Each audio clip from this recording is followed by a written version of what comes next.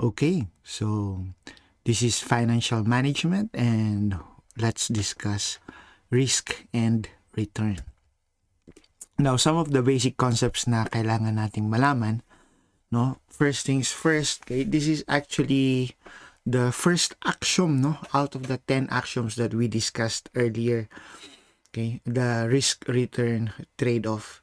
And this is considered to be the most important element in financial decisions, no? Sometimes we use risk alone, sometimes return alone. Pero syempre, mas okay if we combine risk and return. If we use the concept of risk, no? Solely risk for decision making, normally we choose an asset or an investment that has a lower risk. So, given this set of assets, for example, that has the same level of return, we choose the one that has the lowest risk. Or, pag return lang yung basis natin, no? Assuming that assets have the same level of risk, we choose the asset that has the highest rate of return. Pero, syempre, okay, as discussed earlier in axiom number 1, the higher the risk, the higher the return.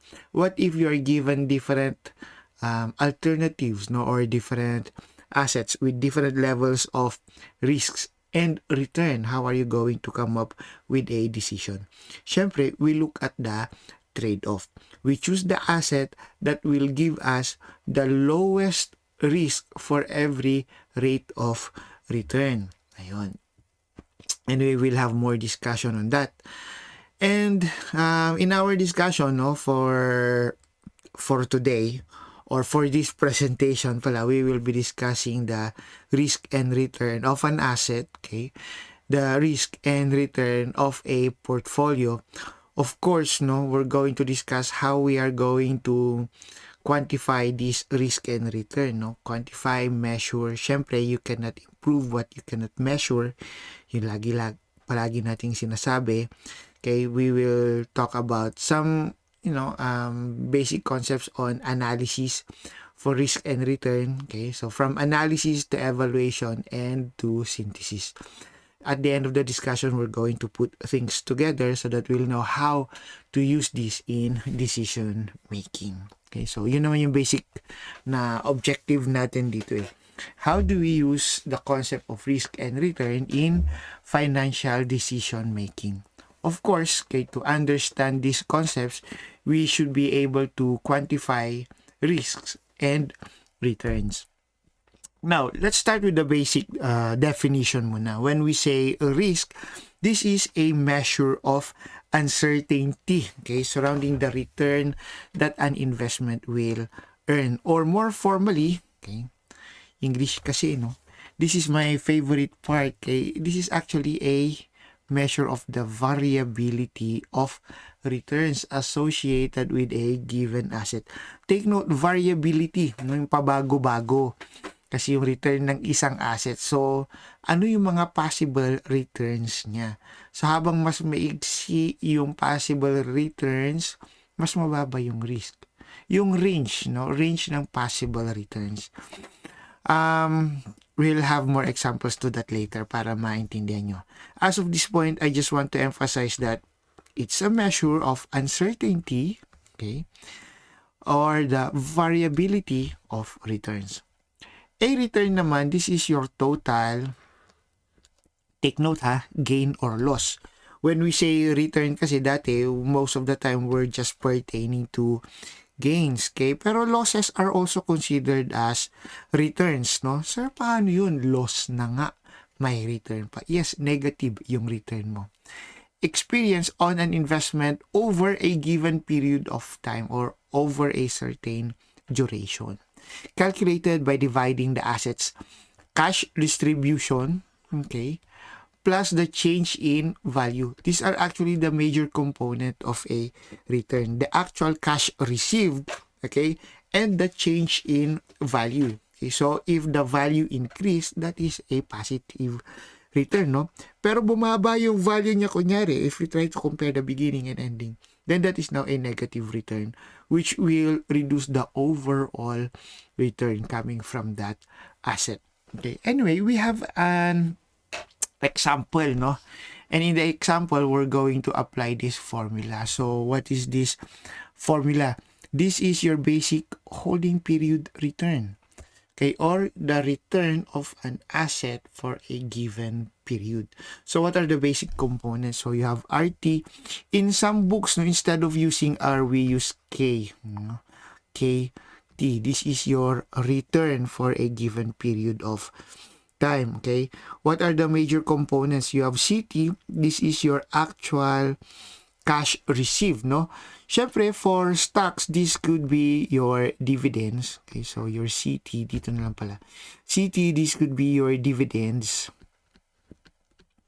For bonds, okay, this could be your interest. Okay, basta it's the actual cash received, no, from the investment. Okay, now if you notice in the formula, you will see small letter T, okay, and T minus 1. When we use small letter T, we are pertaining for the current period. Okay, T for time. Now when you see T minus 1, this is the beginning of the period. So CT now will be the amount of cash received during the period, no? What is PT and PT minus 1? P is for the price, okay, or for the value. If you notice, this one is actually the same with this one. P, T minus 1 is actually the value at the beginning. Andito siya, oh. Price, value of the asset at T minus 1 or at the beginning of the period. And price value of asset at time T, pag T lang, ito yun, okay? Okay. Normally, this is the ending period. Okay. Ending balance or the value as of this point. Okay. So if we are computing, let's say, no, the return of your asset as of today, which is, let's say it's May, ano bang yun? May 18. Okay. So May 18. And then, question is, when did you make your investment? Okay. Or what is the beginning of the period? Okay, taken into consideration. Assuming you made your investment as of January 1, then the value for January 1, that will be your PT minus 1. Okay, so ayun lang. This one is the actual cash. The difference of these two, ito yung sinasabi kanina na the change in value. Okay, so let's have an example. No? Assuming we have two assets. Let's say you have asset 1 and asset 2. Ang galing ko mag-isip ng pangalan ng investment, ano? Let's assume that the price or the value, ganyan na lang. Market value at the beginning balance and the market value at the end, no? The ending balance market value or the value at the end of the period is as follows. Let's say that this one, total na, no? Total value will be 1,000 pesos lang. And at the end, no, it increased to 1,500. This one, the value is 1,000 pesos, but in the end, it's just 800 pesos. Now, during the period, you have the following cash. Let's say dividends na lang. Let's say these are both in stocks, no? Let's say that the dividends for this one is 30 pesos. While this one, let's say the dividends is, 300 pesos. Okay, so question, how much is your total return? Here, if you notice, the change in value is 500, while this one, it's negative 200, no? So, it increased by 500, and then you have the amount of cash, which is 30. Your total return is 530. While this one, okay, even though you have a total dividend of 300 natanggap mo, pero the value decreased from 1,000 to 800, your total return is only 100. Now, all you have to do is to divide this by the market value, okay, as of the beginning. Balikan natin, ayun, no, beginning. So, what's the beginning market value? This one is 1,000. This one is also 1,000. Okay, so your return now for this period will be what? 53%. While this one, the return is just, tama ba yung math ko? It's just 10%. Okay po. So, ayun. Now, some kasi when they make investments, no, investment decision, ang tinitingnan lang nila ay, eto, ayoko yan, no? I will just receive 30 pesos. Okay, mas gusto ko to kasi it's 300. But take note, okay, you should also consider that changes in the value. Some investors naman, they would just like to look at the change in the value, no? Like, oh, this one is better kasi it increased by by 500. Ito bumaba pa siya by 200. Okay, so ayun, take note, no, that both of these are returns, but this one, this change in value is also known as your paper returns, no, your unrealized or capital gains, and or capital returns. Why are they called paper gains or unrealized? Ayan. You can only realize these gains or losses if your asset is sold at their current value, which is in this case 1.5, while this one is 800. Now, these ones, your dividends or interest, these are your actual returns because they are actually received during the period when you are holding these investments. Okay po. Now, what is risk preference? Okay, there are three kinds. Sabi, economists use three categories to describe how investors respond to risk. Okay, so, i-drawing na lang natin para mas madali. Ang ingay na upuan ko, Anyway, let's have this graph, no? Assuming this one is for your risk and this one is for your return. Let's just use these symbols, no? K bar or average return, you can also use like that. Okay, ito, this is the symbol for the standard deviation, which is a measure of risk, and I'm going to discuss that later. For risk averse, okay, which is normal, this is the attitude towards risk in which an investor would require an increased return as compensation for an increase in risk. Diba? Action number 1. We are only going to accept additional risk if we are compensated by additional return. So while the level of risk increases, the expected rate of return will also increase. Okay? So that's a risk-averse investor. Ang kabaliktaran niyan, you have your risk-seeking, no? That they expect lower returns for higher levels of risk. I doubt kung merong ganitong klaseng investor. Although there was one discussion before, no, from a seminar that I attended, sabi, yes, there is, sabi nung speaker, especially if the investor is looking for investments with a negative beta. Anyway, okay, for the purpose of our discussion, we'll just stick to the basic assumptions that all investors, or most of the investors are risk averse, which means investors will require additional return for every additional risk. Okay, that the higher the risk an investor is willing to accept, the higher will be the expected return. Now, you also have investors that are risk neutral, no? That at any level of risk,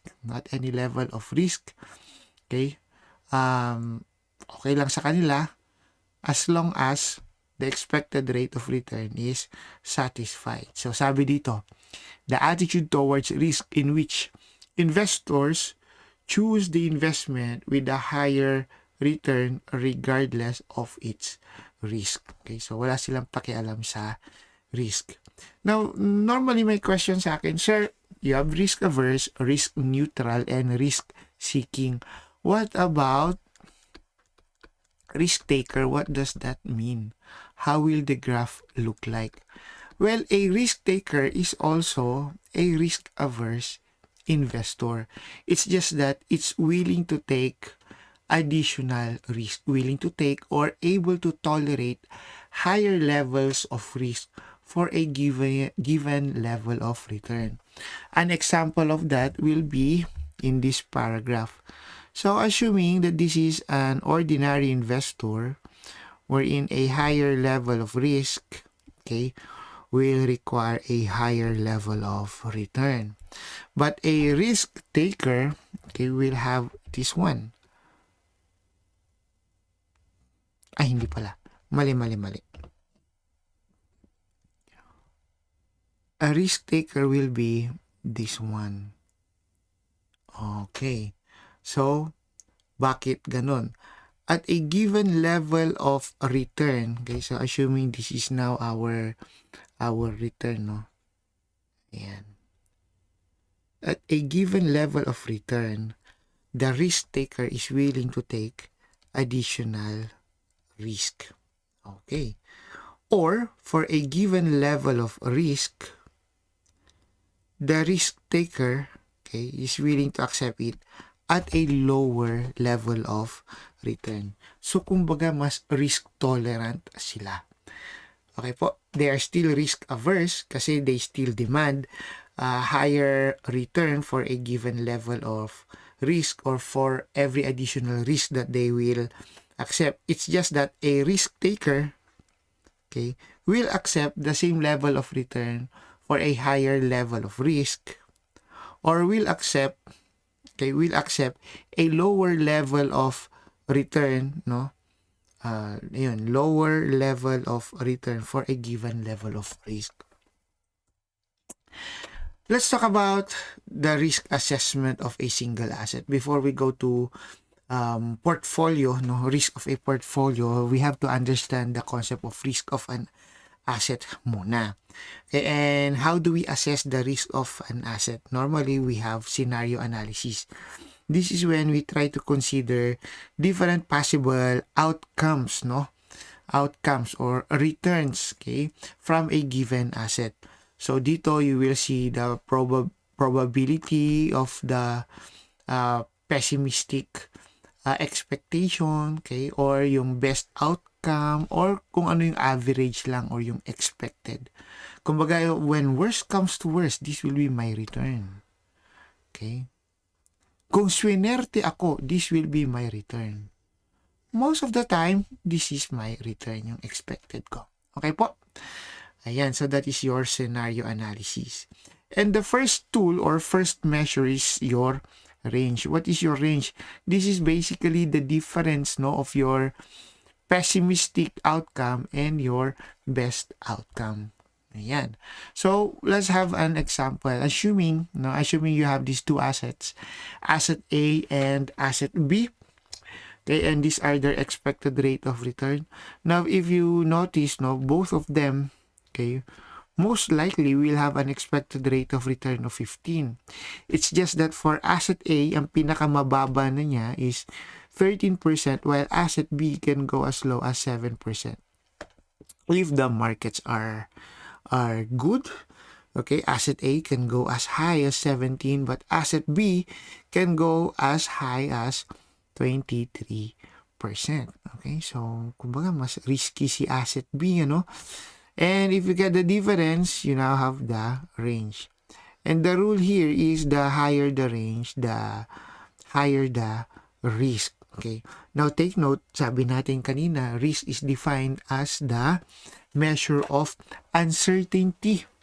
Okay, uncertainty or the variability of return. So, if you're going to assess the certainty of this 15%, medyo mas mababa yung probability. Why?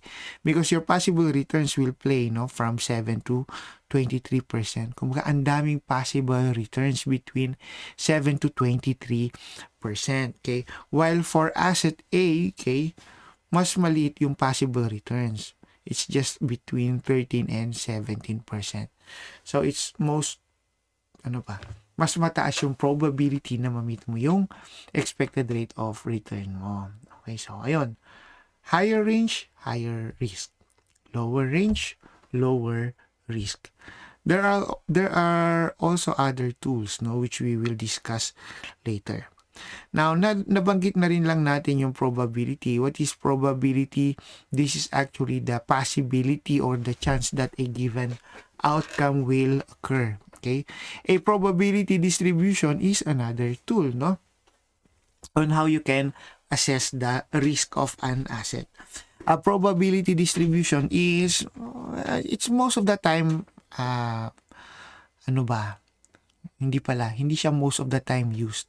Kasi most of the time, it's just considered as a concept, parang ganon. Model, yun, nakalagay pala dito. Sana binasa ko na lang.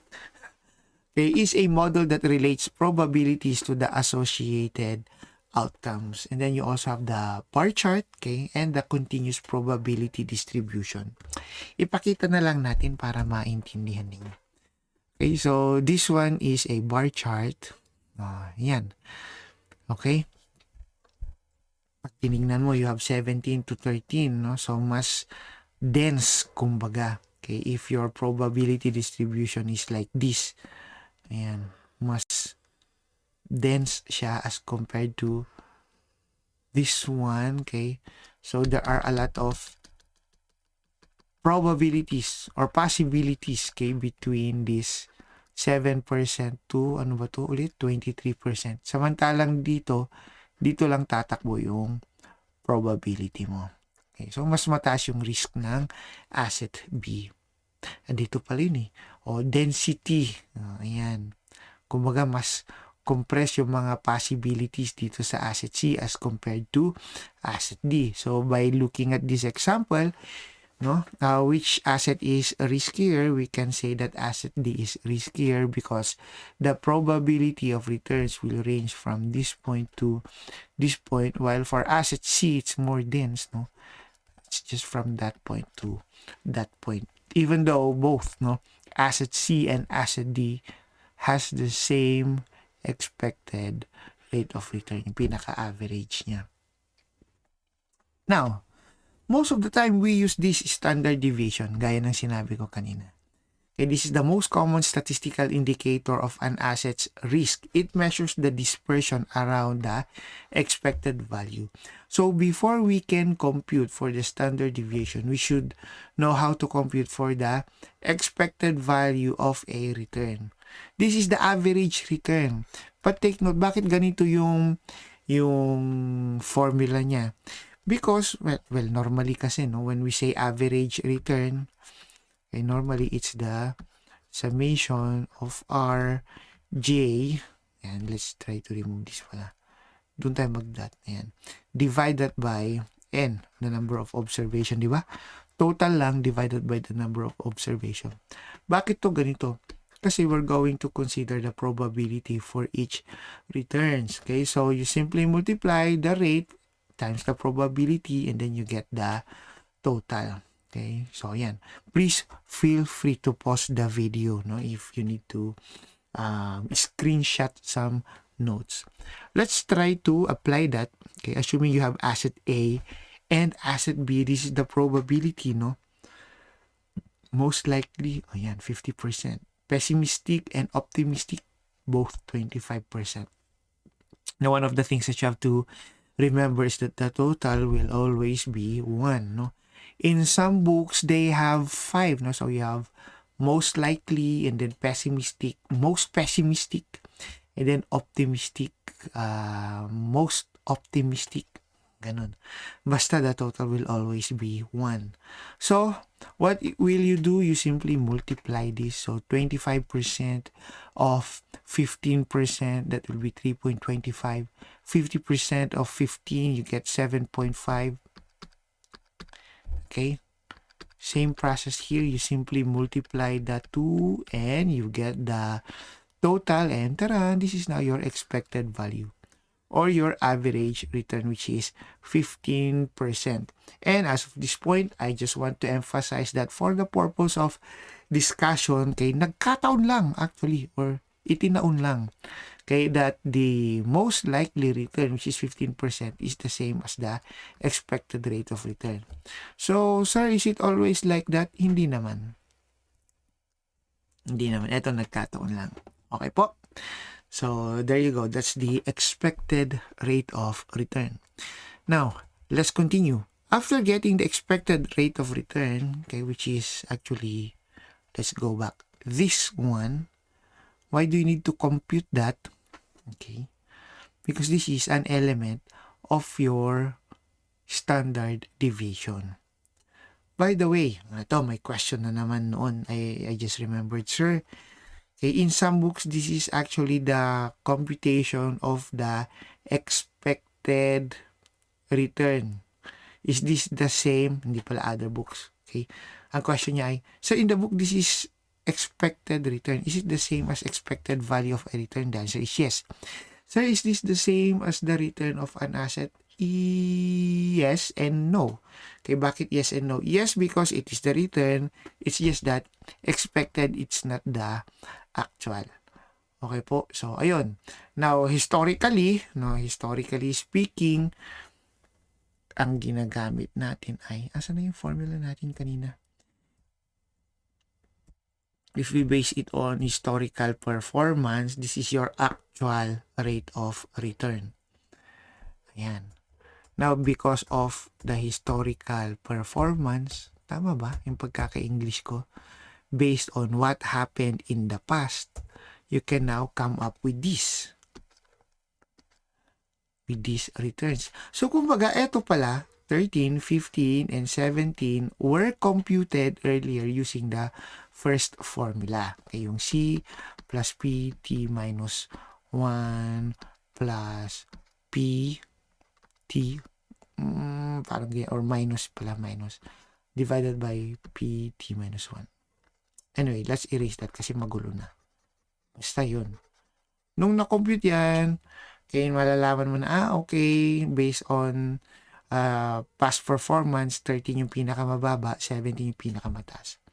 And ganun din to. Okay, now you're estimating, you're computing for the expected return. Okay, so hindi siya historical, no? Future-oriented yung term na ginamit. Ayan. Now that you have that, you can now compute for the standard deviation. Now, this one is a probabilistic data. Bakit? Because may probability. Ganun lang yun. Okay, so if you're going to compute for the average, that is the formula for the average of a probabilistic data. And the standard deviation for a probabilistic data will have the following formula. Okay, so ito yung na-compute mo earlier. You get the difference with RJ. RJ is the actual rate of return for a given observation or for a given probability times your probability. Kahit magkabaliktad yan, okay lang. Anyway, it will be squared. Here, I'll show you the computation. For asset A, di ba, ito yung meron na kanina, no? This is your RJ. And this one was computed earlier, 15%. So, you get the difference. Okay, now you have the difference. You square that and you'll get 4, 0, and 4. O, di ba? Kahit magkabaliktad yan, no? You will still get 4, 0, and 4. Now, you multiply that with the probability. Okay, then get the total. You will get 2. And the square root of 2 is now 1.41%. You get the same, no, it's not the same. You do the same for asset B and you will get a standard deviation of 5.66. So, question, no, which is riskier, asset A or asset B? Siyempre, asset B will be riskier. In some books, sasabihin nila, this is not actually percentage. Okay, it's not even in pesos. Basta it's just a number. Okay, and the higher the deviation, okay, this means that the higher the possible results, no? Well, not higher the possible results. The possible results will be more. Hindi. Ang hirap mag-English. Yung range ng mga possible returns ay mas marami yun, as compared to an asset with a lower standard deviation.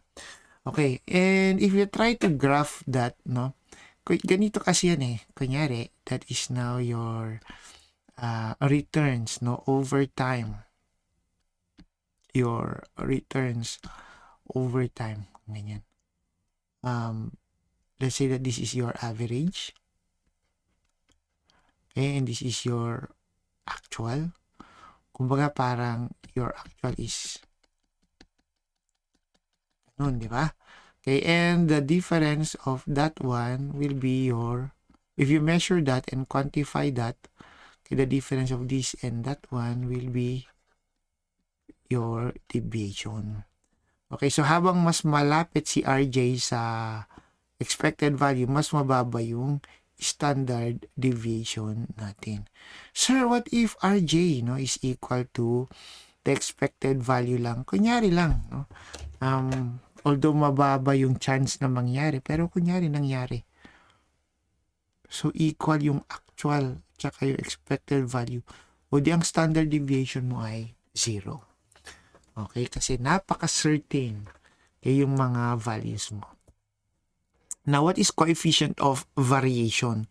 Your CV is actually a measure of risk. Wait lang, ulitin natin ha. Okay? If you go back to your expected value, this one is a measure of return, expected return. Standard deviation is a measure of risk. You put them together and you will get coefficient of variation, which is a measure of risk for every expected rate of return. Okay, and the higher the coefficient of variation, okay, it means that the risk is higher for every expected rate of return. Why do you need to compute for your CV? Well, not all of the time, your risk is equal or your return is equal. Like in our earlier example, both their expected rate of return is 15%. And what if you were asked to choose an asset, okay, asset A or asset B? Since the return is the same, it's both 15%, I'm going to choose the one that has the lower risk, okay, which is asset A. It's only 1.41 yata. Okay, so balikan nyo na lang yung video. Okay po, or let's assume you have two assets with the same level of risk. O di piliin na lang natin the one that has a higher return. What if you're given assets with different levels of risk and at the same time different levels of return? That is when the coefficient of variation comes in. No? You compute the risk for every level of return. And you choose the one that has a lower CV. Okay? This is your expected rate of return. This is your standard deviation. You divide that. This means that for every expected rate of return, the risk is only 0.094. While for asset B, okay, for every expected rate of return, the risk is 0.377. So, sino pipiliin natin? We choose asset A. Diba? So, ganun lang naman yung decision natin. No? Kung return lang yung usapan, you want it to be higher. Kung risk lang, you want it to be lower. Paano kung risk and return? Okay, well, you choose the one that has a lower risk for every level of return. Okay, so, ganun lang. Now, let's have another example. Assuming we have the following investments, in stock. So these are your observations for 2010, 2011, and 2012. So ito yung beginning, ending, and then you have the dividends paid. Okay, let's compute for the actual rate of return. Now take note, time series na siya, so hindi siya probabilistic. Okay, so ano yung gagawin natin dito muna? First, you compute for the difference of these two, beginning, end. So this is an increase of 1.5 plus 3.5, so that's going to be 5, tama? 5 divided by the beginning value, 35, and you will get, eto, na-compute na pala, nandito na pala, 14.3. You do the same for 2011 to 2012, you'll get 4.1 and 13%. Okay po? So these are now your RT. RT or RJ. Pare-pareho lang yan. Okay, now, sabi na, assuming that returns are equally probable, what is now your expected rate of return? Bakit expected rate of return yan? Tingnan mo yung tingnan mo yung symbol niya. Okay, may bar. So that's the mean or average. Ito rin yung standard na average na alam natin. It's just the summation, It's just the summation of our J divided by N. Okay, divide by 3 because there are 3 years. Okay, and this is now the formula for the standard deviation if your data is non-probabilistic. Okay, paano po yan? Okay, standard deviation will be equal to the square root of the summation of Rj minus R bar. Or pwedeng magkabaliktad yan, gaya ng sinabi ko kanina, square that divided by n minus 1. Okay, that's why it's divided by 2 because there are 3 years, so n minus 1, you now divide it by 2. Get the square root and you will get 5.6. Okay? And, nasa na? What is CV pala? CV. Okay, so you have the risk for every level of return. Standard deviation divided by 10.5, you now have 0.53. Okay, so ganun lang. Just to summarize the formula. Okay, so how do you compute for your RJ or your return for RT? Okay, sige nga. No cheating. Okay, just stick to the concept. You need your actual cash received, okay, for the time period. That's your actual return. Get the difference now. Get the difference of your investment, okay? So you deduct the ending balance of your investment, the value or the principal, okay, at the end of the year minus the principal value at the beginning of the year, T minus 1. Okay, so this is the actual rate of return. This is now your paper gain or your unrealized gain or your capital gain. Okay, you divide that by the beginning value, which is P T minus 1. Okay, this is the basic formula for the holding period return. Okay, so now you have this. Okay, you can now compute for the expected value. Dalawa na yan. Okay, your expected value can be computed as okay, kapag ano ba maganda? Kapag probabilistic muna. So you have the summation of Rj times PRJ.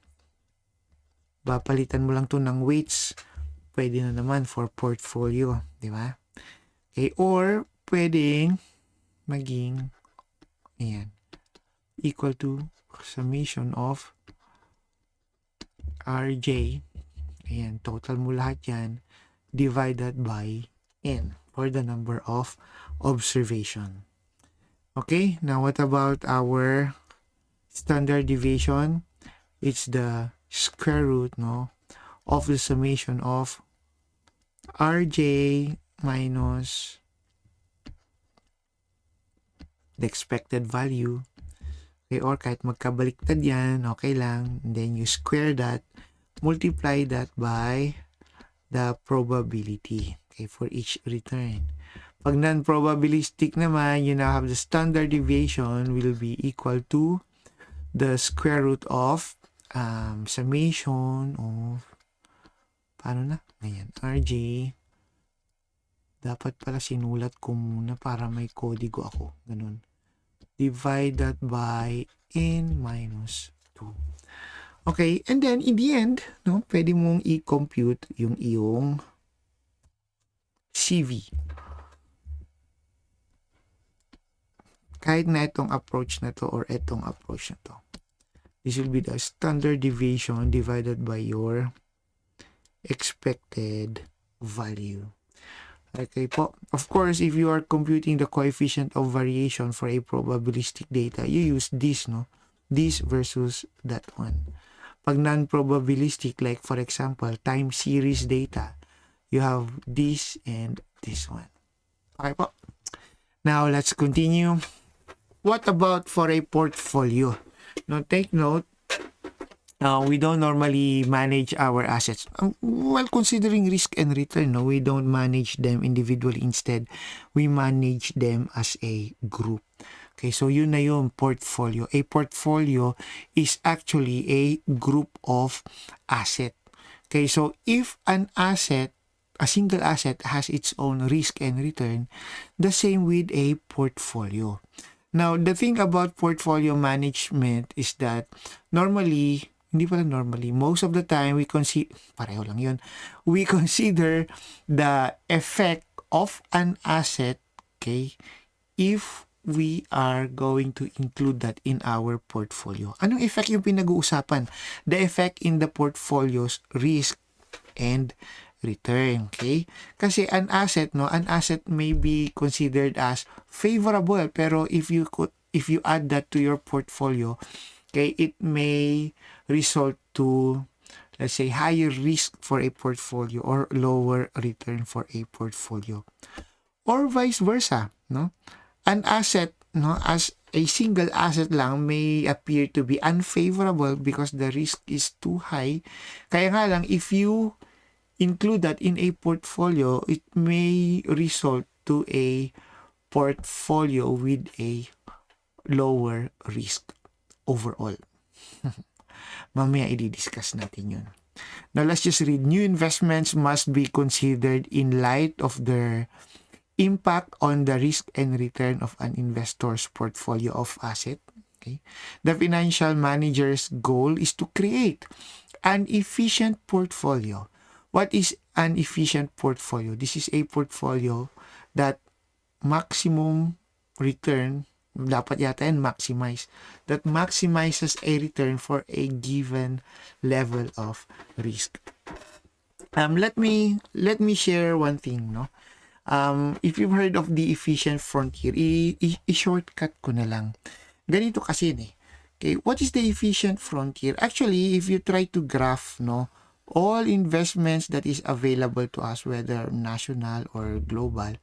Okay, so assuming this is the risk, and the part right here is your return. Kunyari, certain stock will have the following risk return trade-off. Okay, some investments on that part, some investments on that part. So investment 1, investment 2, investment 3, investment 4, ganun. And then eventually siguro dito may pa isa-isa lang.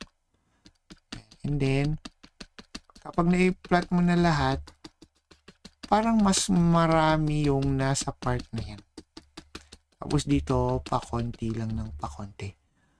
Ang dami na dito.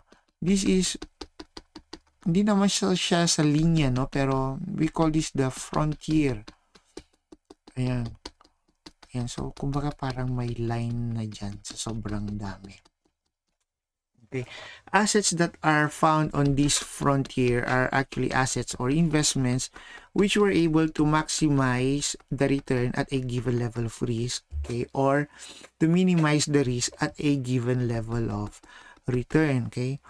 So, yan yung mga available lang. So, for example, ang daming applications nito For example, someone offered you an investment. Let's say, this investment has a level of risk of this much low risk. And then the return is this high Ako, ang taas ng return for a given level of risk. Baka scam yan. Diba? So, you have to think twice, Kasi ang mga normal na investments, nandito lang sa loob yan. Okay, so, assuming we have two assets, Let's say that this one is asset A. Dito lang, asset A. Asset A is found somewhere there. Okay, and let's say asset B is somewhere here. Okay, sino yung pipiliin mo sa kanila? Asset A or asset B? Sige, sagot. Okay, kunyari, sumagot ka na. Okay, what is better, A or B? Now, take note, at this, let's assume we have the following points. Ayan. At this level of return, so they have the same level of return. Asset A has a lower level of risk. So, between A and B, A is better. They were able to minimize the risk at a given level of return. Yun pala dapat. Minimize the risk at a given level of return. Now, let's assume there's another asset. Ito, let's call this asset C, no? And andyan si asset C, kunyari. Between B and C. Yan, which is better? Mas okay si C. Why? Because at a given level of risk, hindi man lang tumama. At a given level of risk, asset C was able to maximize the return. So, ganun lang naman yan maximize the return or minimize the risk. Okay? So, the assets, or investments that are found on this line are actually the assets which were able to maximize the return. Ulitin ko lang maximize the return, like this one, for a given level of risk, or minimize the risk for a given level of return. Ayun. So, mali yata yung nasabi ko nung umpisa. Okay po. So, ganon. Now, assuming, this is for assets, no? Let's say there's one more asset, D. Ayan. Siguro, I think D is the least favorable. Okay. Now, if you try to graph naman, now this is for investments. If you try to graph naman your own, let's say you were able to assess your risk tolerance, okay? And sabi mo, okay, I am Mr. X. And Mr. X, okay, can tolerate risk as high as this one. Okay, so, ayun.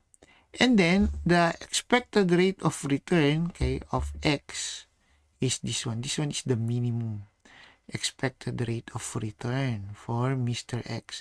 Therefore, this is now the trade-off. Ayan. Yan na yung risk-return profile ni Mr. X. Okay, so, di ba, daming application ito, no? This means that if, dito ko na nga lang ilagay X, yan. This means that all assets that are found beyond this because the risk is higher than the tolerable level of risk, all of these assets now will be, anong tawag mo doon? Excluded or rejected. Even if asset W, okay, is in the efficient frontier and was able to maximize the return for this level of risk, W will be rejected. Why? X cannot tolerate the risk of that asset. Okay.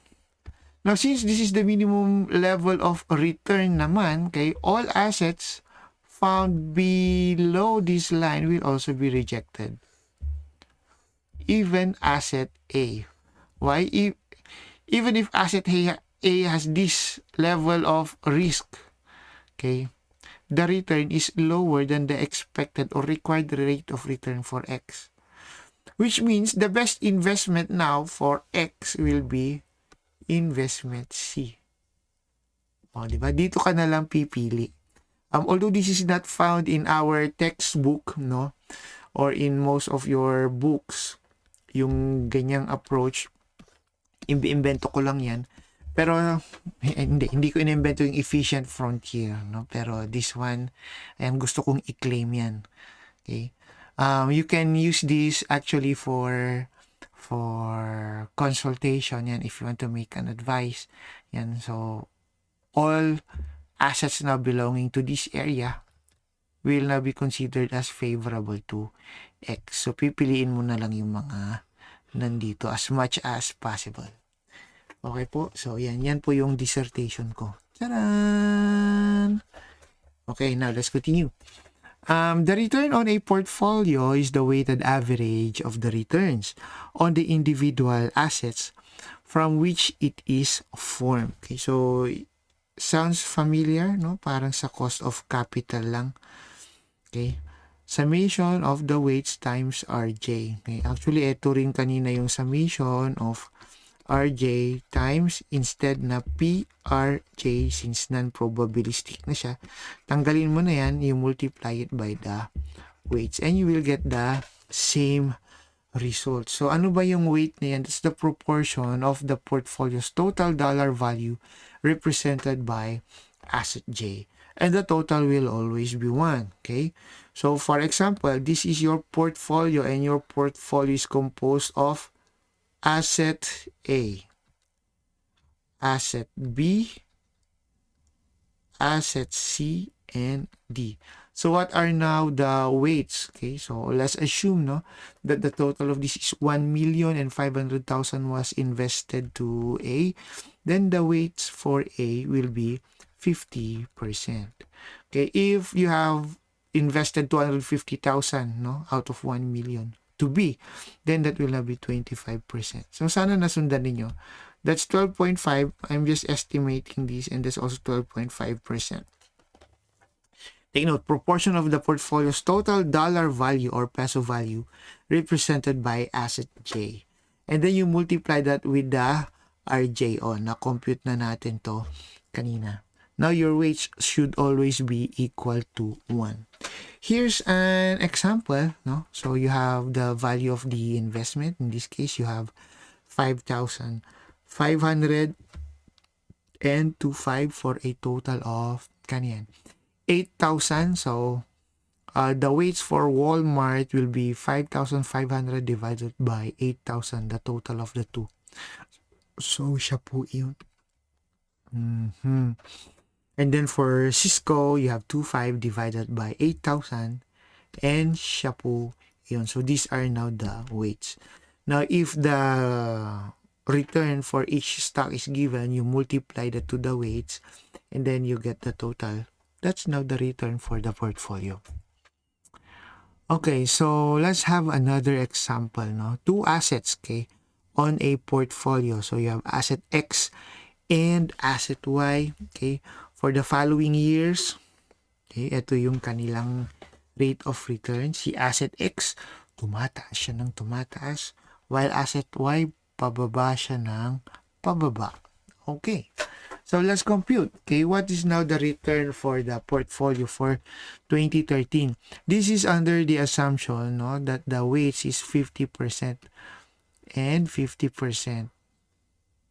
Kunyari hindi siya nagbago. Okay? So okay lang. So yan yung assumption. So you multiply and the portfolio return for 2013 is 12%. Same with 14, 15, 2016, and 2017. Again, I just want to emphasize na nagkataon lang to. Does it always have to be the same every year? Hindi naman. Because it's possible that on the second year, the weights may change, no? To 40-60 or 60-40, mga ganun bagay ba? Or the returns is not as follows. Dito kasi nagkataon lang. Okay? If I'm going to describe this, they are perfectly negatively correlated. We will talk about correlation later. As of this point, dapat alam nyo kung paano na-compute yung expected return of the portfolio. Now, what about the risk of a portfolio? Since this is non-probabilistic, we use the following formula, no?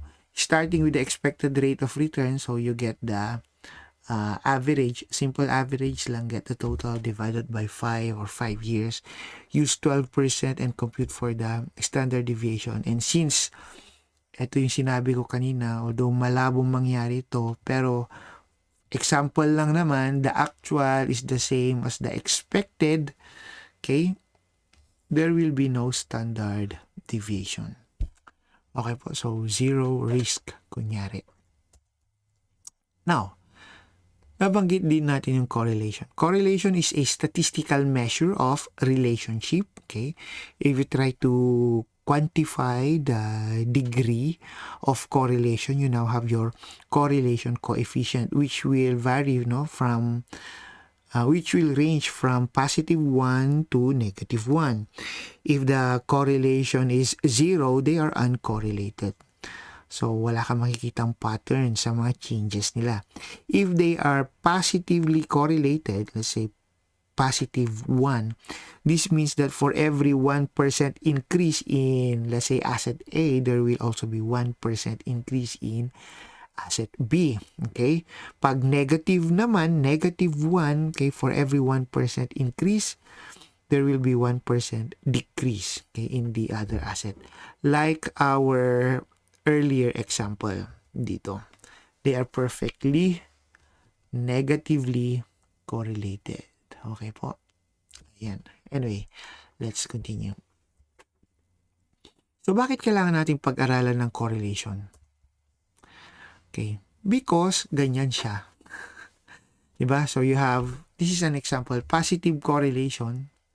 Pag tataas to, tataas din to. Pag bababa, bababa rin. They are negatively correlated.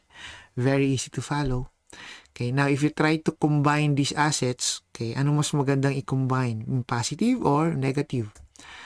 Mas maganda po yung negative. Sabi niya, to reduce overall risk, it is best to diversify. We'll talk about diversification later, no?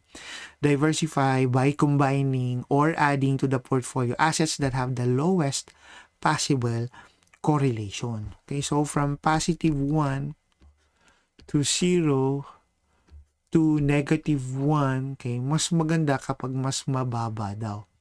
So, negative 1 is better than negative 0.5, which is better than negative 0.25, which is better than 0, but 0 is better than positive 0.25, but this one is better than positive 0.5, but this one is better than positive 1.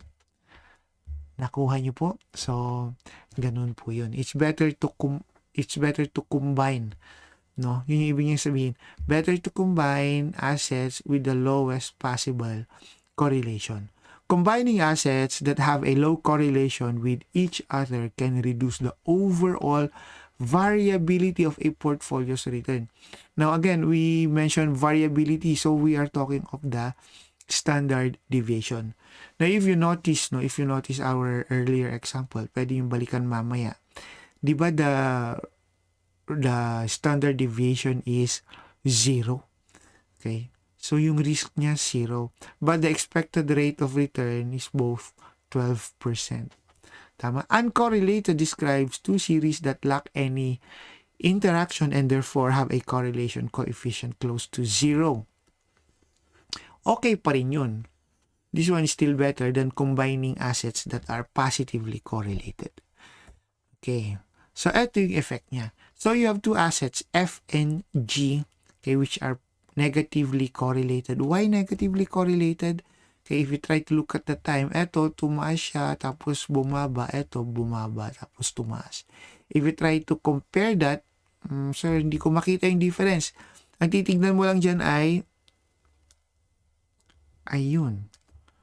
Di ba, this is the risk, the range of the highest and the lowest. Ano, na if you try to combine them, medyo bababa ngayon yung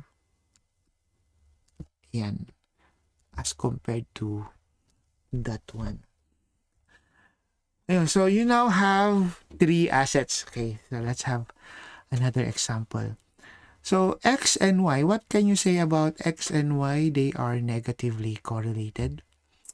X and Z, they are positively correlated. Pag tumaas to, tataas din siya. Now, if you notice, X, Y, and Z, they all have the same expected rate of return. Okay, and they all have the same level of risk. Okay, so at first glance, sasabihin mo, well, you can combine any of these assets kasi nga, okay, they have the same expected value naman and they have the same standard deviation or same level of risk. Now, if you try to look at the expected value and standard deviation of XA as a portfolio and XB as another portfolio, kita mo dito, you will have the same level of return, but this combination resulted to a 0 standard deviation. Yes, OA siya, it doesn't actually happen, pero for the purpose of discussion, just to emphasize the effect of combining negatively correlated assets, this is what you get. Sir, paano po nakuha yan? You apply our formula. Okay po. So, ayun. Another way to understand that concept is that, okay, assuming we have the following assets, okay, if you try to look at the return, this one is 6, this one is 8. Okay? The higher the return, the higher the risk. 3 versus 8. Now, what will happen if you combine them? Well, it depends. sorry na. Well, it depends on their correlation, no? And if they are positively correlated, balikan natin 6 and 8, 3 and 8. Okay? If they are positively correlated, the range of return, okay, will just vary between 6 and 8. If they are uncorrelated or negatively correlated, it will still vary, no? Or it will just play within this range, 6 and 8. It will never be higher than 8. It will never be lower than 6. So, wala palang mangyayari sa return. But what about the risk? If they are positively correlated, the range, no, of the risk will still be the same. No? It will range from 3 to 8. Okay? Yung nasa previous slide natin, 3 to 8. But if they are perfectly negatively correlated, it's possible to reduce the overall risk to 0. Yun yung sinasabi nung concept, no?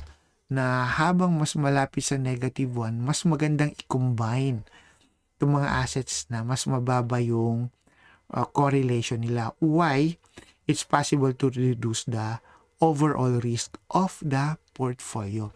So this is now the importance of analyzing risk and return of an asset, not just as a tool of choosing the asset based on the risk or based on the return, but you choose the asset based on the effects of the risk and the effects of the return to the risk and return of the existing portfolio.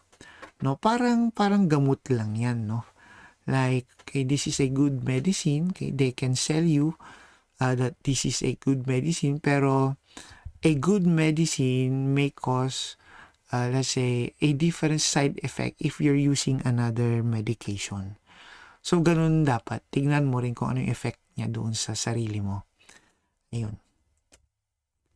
So, what's our take? Okay. Correlation and diversification. Well, correlation is important for diversification. Take note, the main objective of diversification is to reduce the overall risk of a portfolio. And you cannot reduce that if you do not know the concept of correlation. Okay? Asset management versus portfolio management. Ano ba yung mga kailangan mong tandaan dito? Okay, we manage asset as a group. Okay? We call them portfolio management. And we look at the risk. We don't just look at the risk-return trade-off of an asset. Okay, but we also look at the effect of the risk and return of that asset if it's combined to our portfolio. Take note, our objective is, sabi natin kanina, earlier, to arrive at a portfolio which was able to maximize the return for a given level of risk or minimize the risk for a given level of return. Okay, so ayun. Okay po, ano pa ba? CAPM, Capital Asset Pricing Model. Ano ba to? Okay, this is actually a theory that links risk and return for all assets. Ang ganda ng model na to kasi it considers risk and return at the same time. Okay? Sabi niya, it quantifies the relationship between risk and return. We'll have an example para mas madali. Okay, now to understand CAPM, you should know the different types of risk. Okay? You have the total risk, which is composed of your diversifiable and non-diversifiable risk. Your diversifiable risk is also known as the unsystematic risk.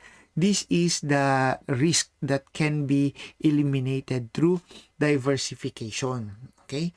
Non-diversifiable, as the name implies, it cannot be diversified. Okay? This is also known as your systematic risk. Okay? So, for CAPM analysis or portfolio analysis, okay, the only relevant risk is the non-diversifiable risk. Okay? Bakit? Because, sabi niya, okay, investors can create a portfolio of assets that will eliminate virtually all diversifiable risk. Okay, so ayun. Now, as of this point, I also want to emphasize that a type of risk, okay, may be classified as diversifiable and non-diversifiable at the same time. It really depends on the, on the strategy, okay, available for you for diversification. Like for example, no, given two assets belonging to the same, let's say, same country, no, they are both subjected, no, to, let's say, political risks. And political risk is a non-diversifiable risk. If, you don't invest internationally. But if you have the chance, no, or the opportunity to, let's say, invest internationally, then political risk may be considered as diversifiable because it can be eliminated by investing in other countries. Okay po? Ayun. Okay, panoorin mo lang yan. Ano ibig sabihin yan? So this is your diversifiable risk. The more asset you include in your portfolio or the more securities, okay, you'll be able to minimize the risk assigned to that. Okay? While your non-diversifiable risk default na yan, it cannot be eliminated through diversification. Okay? So whether you have plenty of assets that are negatively correlated, or even if you add different kinds of securities, no, from bonds to stocks to ano pa ba? Okay, ayun. Hindi mo siya matatanggal. Taran!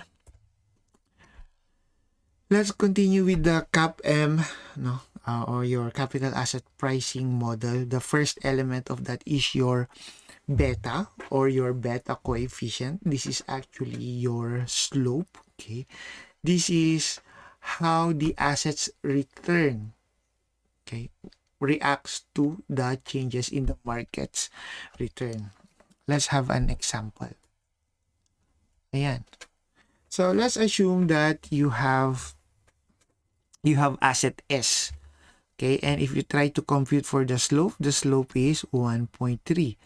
This means that for every 1% increase in the market, okay, asset S will increase by 1.3%.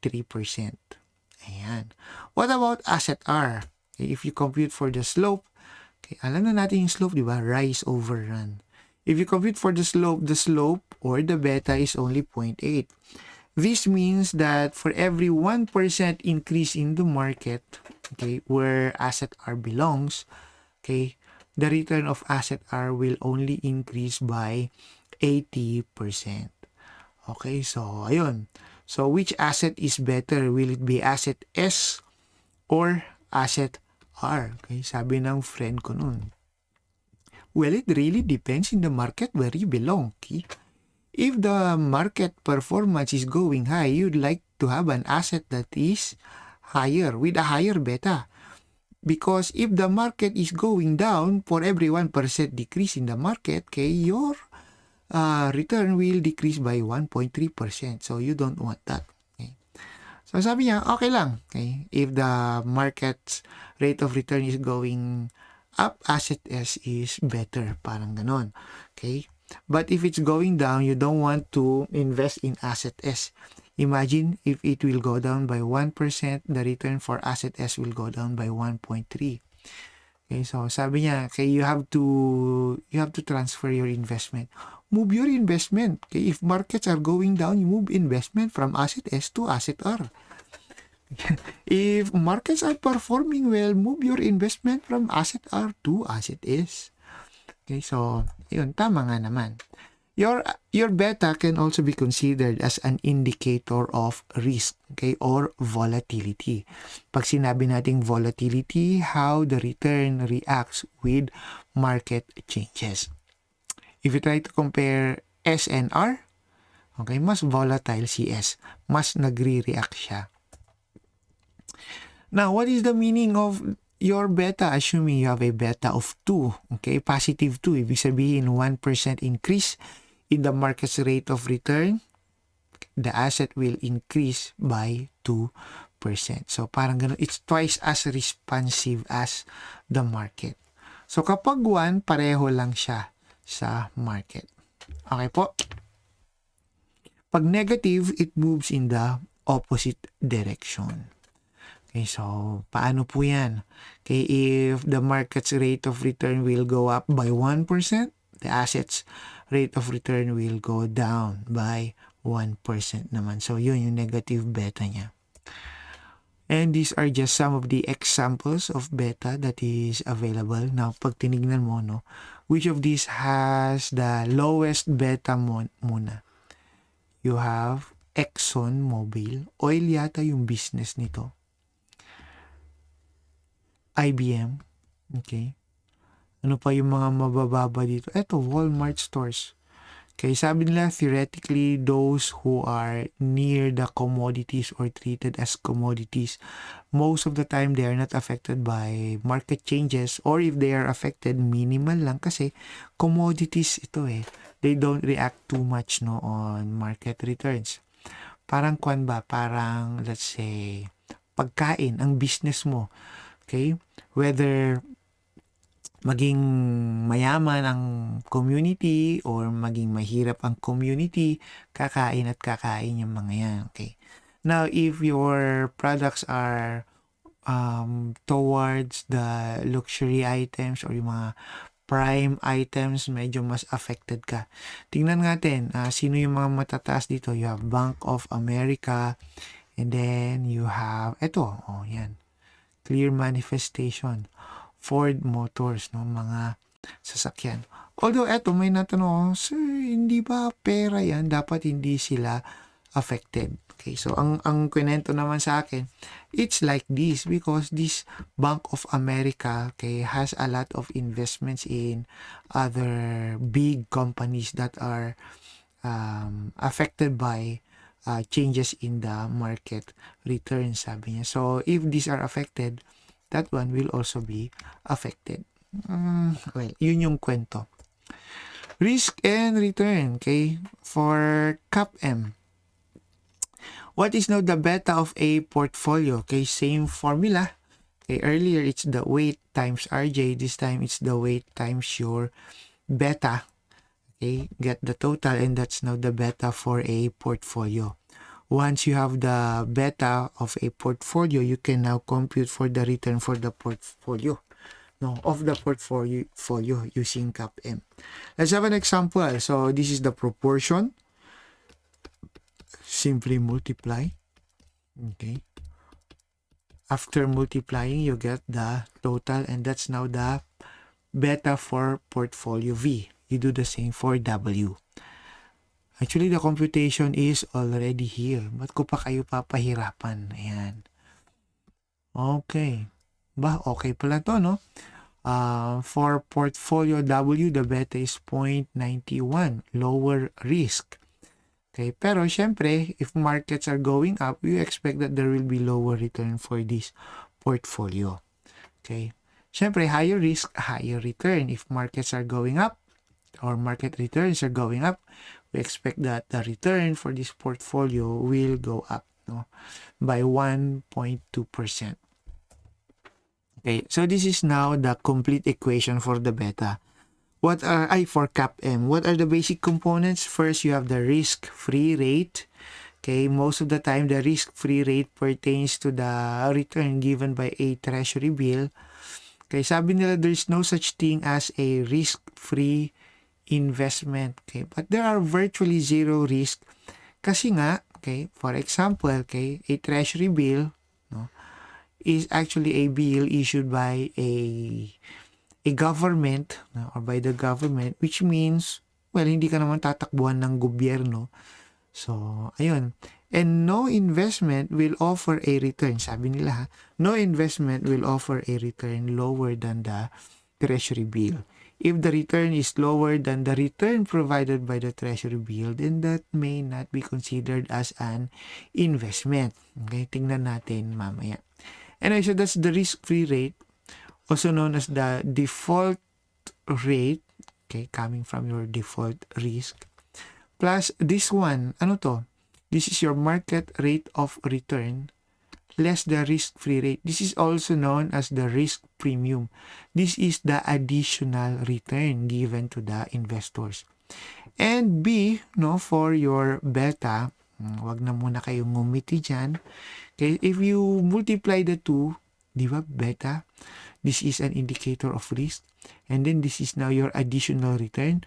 So if you try to put this together, this is the additional return for every additional risk that the investor is willing to accept.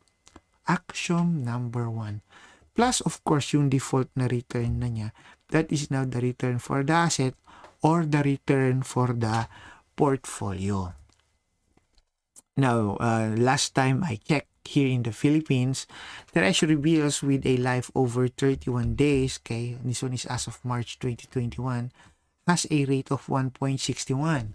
Okay, pero sabi nila there should be no investments, okay, that offers a return lower than your bills. 1.51, 1.57. So, talong-talo, ano? Anyway, i-share ko lang. Okay. Ayun, so the CAPM can be divided into two parts. The risk-free rate of return, which is the required return on a risk-free asset. Okay, and then you have the risk premium na discuss ko nga kanina. It's difference of the market's rate of return minus the risk-free rate. So that's the additional return that the asset is providing. Okay, so ayun, for stocks, no? Assuming this is the average return for a stock, and assuming that this is your return from a treasury bill, this is now your market rate of return. For treasury bonds, which offers, lower returns kasi nga mas mababa yung risk ng bonds compared sa stocks, okay? Bakit ganon? Bakit siya mas mababa? Kasi interest ito eh. Okay, binabayaran siya, no? And then, mayroon siyang maturity. While this one, walang maturity yan. Tapos, may dividends lang yan kung may naiwan. So, mas mataas yung risk nila. That's why, mas malaki yung return na binibigay sa kanila. Anyway, that will be for another discussion. So, you have 5.0 if this is the treasury bill available, no? 1.1 will now be the risk premium for treasury bonds. To continue, here is now an example, assuming that this company has a beta of 1.5, okay, and then the risk-free rate, okay, is 7%. So, ayan, anong masasabi mo? This is the rate provided by the treasury bills, okay, issued by the government, okay, where this company belongs to.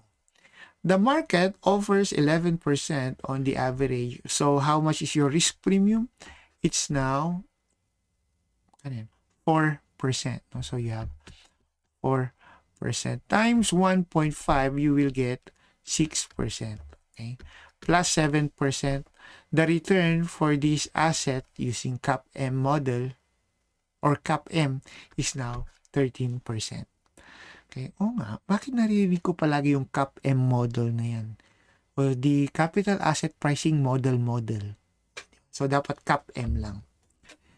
And, you may graph that, no? You can have your graph and it will be called your securities market line. SML is a depiction of CAPM. Sabi niya, it reflects the required return in a marketplace for each level of your non-diversifiable risk or beta. Ano yung X? Yun yung beta. Okay, ano yung Y? That is now the required rate of return. Okay, so, ayun. This is now the market risk premium. Bakit? Gaya kanina, this is the risk-free rate. You remember our earlier example, this one. This is the risk-free rate of asset Z. 7%. Okay, and the market is offering 11%. So, gaya ng na-compute natin kanina, that's now 4%. You multiply that, no, for asset Z, you multiply 6%, 4% pala. You multiply that by 1.5, yon, and that is now the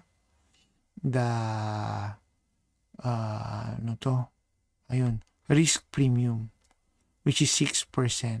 You add that to 7%, you will get 13%. And this line right here can actually shift, no? Dalawa yung possible shift niyan, okay? It may be coming from a change in risk aversion or change in inflationary premium. Let's talk about changes coming from inflation, no? Okay, ano yan? For example, no, tumaas yung inflation rate natin. Let's discuss risk-free rate muna para mag-gets ninyo. Your risk-free rate actually has two elements, no? You have the real cost of money. Most of the time, ang symbol niyan ay ganyan. Plus your inflationary premium. Okay? Paano yung inflationary premium? Ganon. Okay, so idadagdag yan sa real cost of money and you get your risk-free rate. Okay, so in this case, okay, yung 7% natin kanina, okay, let's assume that this one has a real cost of money of 1%. Okay, and then the inflationary premium of, syempre, 6%. Eh, tumaas yung inflation rate natin by 3%. So, if that will happen, your risk-free rate now will become 10% kasi plus 3%. Okay po? If that's the case, okay, there will be a parallel shift of your securities market line. Okay? And kung ganun din lang pala, o di may shortcut ka na. You simply add 3% no, in Z's cap M rate of return. So if initially it's 13%, you will now get 16%. Kung ayaw mong maniwala, you can check, no? So, from the initial 7%, because there is a change in inflation rates, no? So, naging plus 3. So, you now have 10%. Ayan. Plus your beta of 1.5. Okay, you multiply that by the market's rate of return, which is in this case, naging 14% na. Paano naging 14% yan? Kasi originally it's 11%. Ayan, paano nakuha yung 11%? That will be 7 plus 4. Okay, so tumaas na siya, naging 14% na. So minus, okay, minus the risk-free rate of 10%. It's still 4, no? Tama? 4 times 1.5, that will be 6 plus 10%, that will now be 16%. So, siya yun, which is the same as the initial 13% plus 3%, the increase in inflation rate. What if there are changes in risk aversion? No? Like for example, election na, kaya baka magkagulo, okay, or mataas ang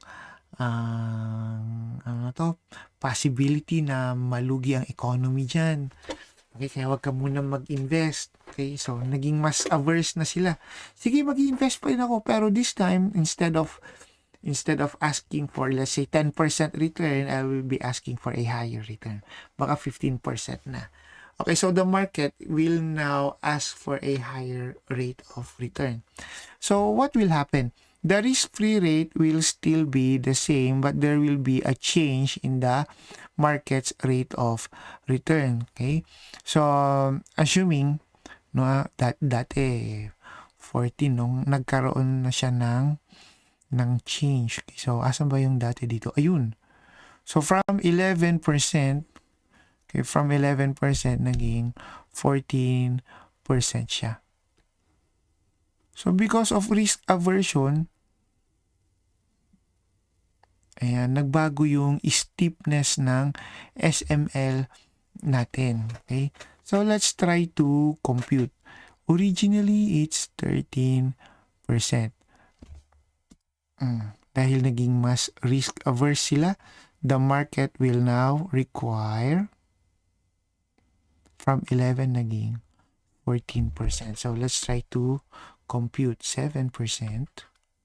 The risk-free rate plus beta, okay, which is, ganyan natin. Ano na yung beta natin dito? You have 1.5. You multiply that with the new market rate of return, which is 14 minus 7%.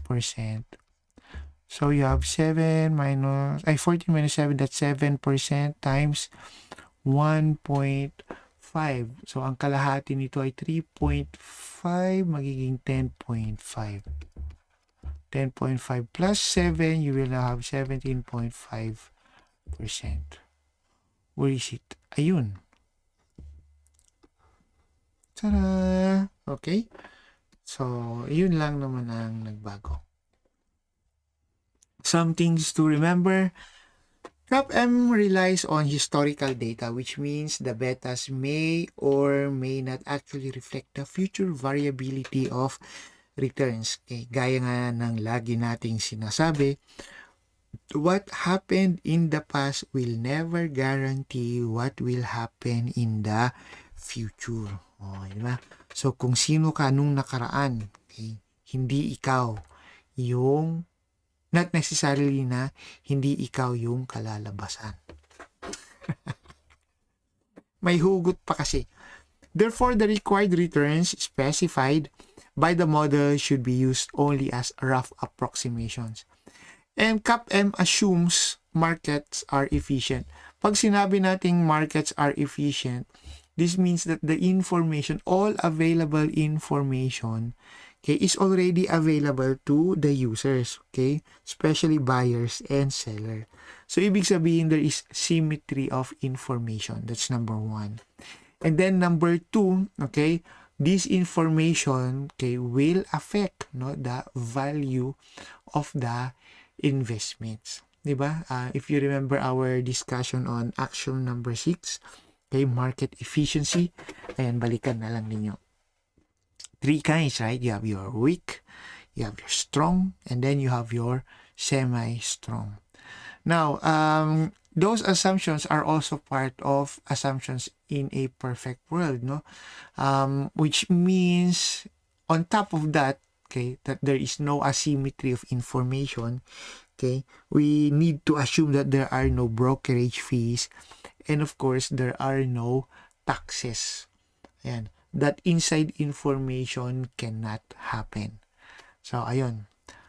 Although the perfect world of efficient markets appears to be unrealistic, studies have provided support for the existence of the expectational relationship described by the CAPM in active markets.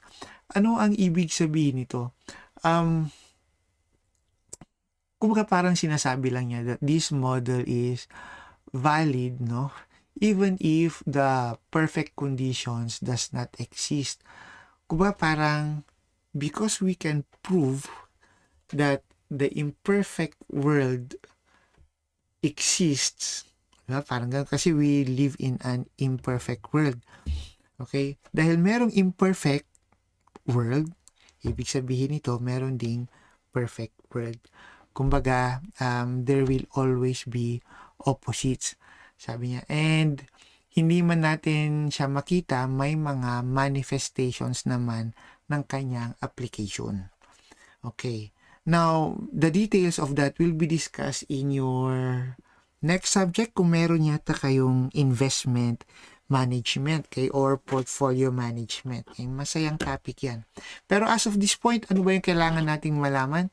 Kaya we should know how to compute for your expected rate of returns, okay, your standard deviation, okay, for an asset and for a portfolio.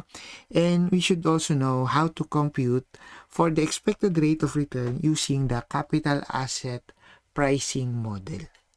Yun lang naman so far. And I guess that's it. Now, if you have any questions, please feel free to post the questions in the discussion board that will be posted, no, after this discussion will be published in your Canvas. So, once again, salamat po ng napakarami.